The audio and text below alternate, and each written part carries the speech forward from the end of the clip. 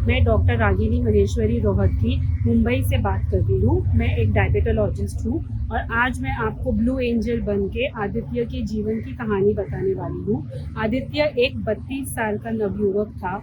वो मुंबई में financial services में काम करता था। उसकी हाल ही में शादी हुई थी और सभी लोगों जैसे उसके बहुत सारे सपने थे आंखों में कि मुझे एक घर लेना है, मुझे एक गाड़ी लेनी है, मुझे अच्छे से सेटल डाउन होना है। तो ये सब के लिए उसको दिन रात बहुत ज़्यादा काम करना पड़ता था। सुबह 9 बजे से रात को 10 बजे तक काम करता था। पर काम के पीछे भागते भागते अक्सर लोग ये भूल जाते हैं कि सेहत और काम के बीच में सेहत पूर्व आता है।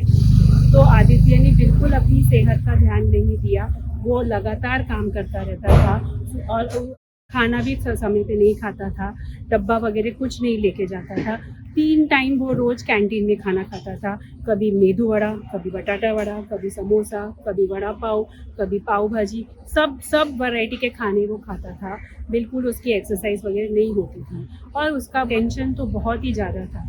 कभी वह अप्रेजल के पीछे भागता था, कभी उसको डेडलाइन सूझती थी, कभी बॉस को खुश करना रहता था और कभी कोई टारगेट उसको मीट करना रहता था। तो ऐसी चल रही थी आदित्य की ज़िंदगी। सो अब ये सब चीज़ों में ये काफ़ी टाइम तक चलता रहा, पर लेकिन थोड़े दिन से फिर आदित्य की तबीयत ख़राब हो गई। वो दिन भर उसको थकान रहती थी, हल्का बुखार भी कभी कभी आता था। बिल्कुल कोई भी चीज़ में काम में मन नहीं लगता था। उसके राइट साइड पे राइट तरफ पे पेट में उसको दर्द होने लग गया था थोड़े दिनों से। तो ये सब वो थोड़े समझा कि एसिडिटी का प्रॉब्लम है और फिर वो धीरे धीरे अपनी एसिडिटी की गोली ले रहा था, विटामिन की गोली ले रहा था। ये 1-2 महीने सब चलता रहा पर उसको ज़रा भी आराम नहीं मिला।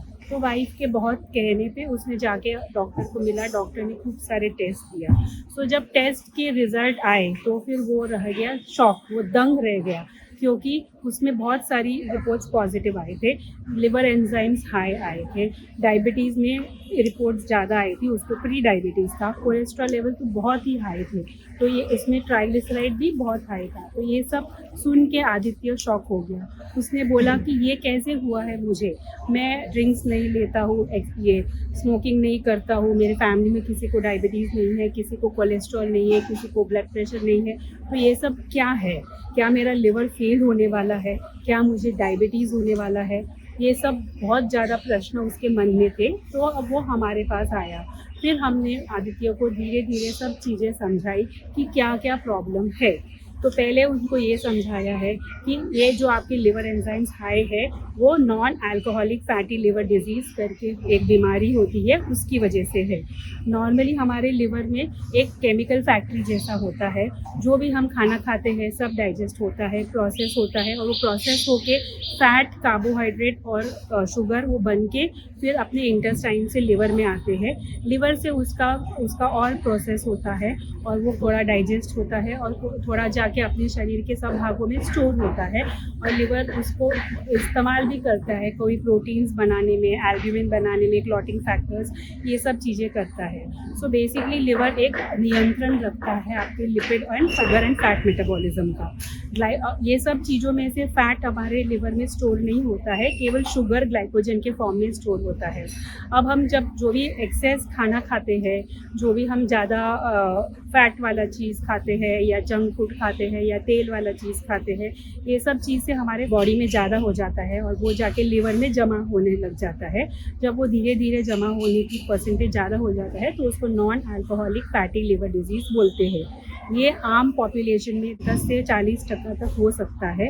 ज़्यादा करके मोटे लोगों में होता है, डायबिटिक लोगों में होता है, ब्लड प्रेशर, हार्ट फेलियर, ये सब प्रॉब्लम्स में भी फैटी लिवर हो सकता है। अब फैटी लिवर अगर सिर्फ फैटी लिवर जैसा रहे तो कुछ प्रॉब्लम नहीं है, उसके साथ कुछ मेजर प्रॉब्लम नहीं होता है। पर अगर फैटी लिवर आगे बढ़ता है, नैश और लिवर फेलियर, लिवर सिरोसिस में कन्वर्ट हो जाता है, तब हमको बहुत प्रॉब्लम हो सकता है। तो ये सब हमको नहीं होने देना है और ये सब चीज़ों के हम आपको उनको आदित्य को समझाया कि ये सब चीज़ हम कैसे प्रिवेंट कर सकते हैं। और नैश और non alcoholic fatty liver disease का diagnosis sonography, liver function test, fibroscan, MRI और बायोप्सी से होता है। तो आदित्य के ये सब टेस्ट हो गए और केवल बायोप्सी नहीं हुई पर non alcoholic fatty liver disease ही डायग्नोसिस हुआ है। अब हमने उनको समझाया कि ये जो non alcoholic fatty liver disease है, प्री डायबिटीज़ और कोलेस्ट्रॉल प्रॉब्लम, ये सब रिलेटेड है उनकी लाइफस्टाइल से, उनके खाने से और बिल्कुल एक्सरसाइज नहीं करने से और उनके एक जगह पे बैठ के काम करने से, क्योंकि ये सब चीज़ों से हमारे बॉडी में फैट बढ़ जाता है, शुगर भी बढ़ जाता है और एक्सरसाइज नहीं करने से तो वो सब यूज़ नहीं हो पाता है। हमारे बॉडी का जो इंसुलिन पैदा होता है वो लेज़ी बन जाता है और इंसुलिन रेजिस्टेंस बन जाता है। तो ये सब चीज़ें आगे करके डायबिटीज़, लिवर फेलियर, ये सब चीज़ों से कनेक्टेड हो जाता है। तो अब आदित्य ने नेक्स्ट क्वेश्चन पूछा कि अभी मुझे क्या करना चाहिए, कैसे इसको सुधारना चाहिए। सो हमने उनको धीरे धीरे समझाया कि उसका ट्रीटमेंट एकदम सिंपल है पर मुश्किल है, क्योंकि आपको अपनी लाइफस्टाइल चेंज करनी पड़ेगी, आपको एक्सरसाइज अपने नियम में डालना पड़ेगा, खाना घर का लेके जाना पड़ेगा और सिंपल मतलब लो फैट फूड, बिना तेल वाला, बिना शुगर वाला, ऐसा थोड़े दिन खाना पड़ेगा और नॉर्मल अपना हर 2-3 घंटा में खाना पड़ेगा। जो प्रोसेस फूड्स होते हैं वो नहीं खाना है, जैसे बिस्किट, मैगी, केक्स, बर्गर, वो सब नहीं खाना है। जंक फूड नहीं खाना है। जो अच्छे पदार्थ है अपने खाने में, जैसे आपके ओमेगा फैटी एसिड और सीड्स होते हैं, नट्स होते हैं, फिश वगैरह होते हैं, वो सब अपने हार्ट को और लिवर को सबको प्रोटेक्ट करते हैं, वो सब पदार्थ आपको यूज़ करने हैं। शुगर की मात्रा एकदम कमती करनी है या ना के बराबर करनी है और जो ड्रिंक्स रहते हैं जैसे कोल्ड ड्रिंक, फ्रूट जूस, वो सब बिल्कुल नहीं लेना है। तो ये सब करके उनको एक डाइटिशियन से अच्छा डाइट दिया जो ये सब चीज़ को हैंडल करने वाला है। और अगला चीज़ उनको हमने ये बताया कि उनका पहले का फ़िलॉसफी था कि work hard and work still harder, तो ये नहीं होना चाहिए। एक संतुलन आना चाहिए उनके जीवन में, क्योंकि ये संतुलन ज़रूरी है उनके मानसिक टेंशन को कम करने के लिए। अगली चीज़ हमने उनको विटामिन्स की थोड़ी चालू करी और बोला कि हम उनका हर 3-3 महीने में ये सब चीज़ें वापस रिपीट करके देखेंगे कि कैसे उनका चल रहा है, आगे ट्रीटमेंट ठीक चल रहा है कि नहीं। सो 3-4 महीने के बाद वो वापस आए, उनके सब रिपोर्ट अभी नॉर्मल हो गए थे और आदित्य बहुत खुश था कि उन्होंने अपनी पूरी ज़िंदगी इसकी वजह से चेंज कर दी थी।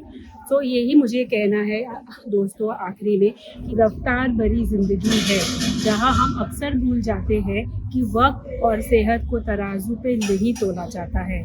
इनायत है कि जिन्हें मिली है कुदरत की ये अद्भुत उपहार, उनका ध्यान रखना है अति ज़रूरी, क्योंकि यही है ज़िंदगी का असली सार। धन्यवाद, थैंक यू, नमस्ते।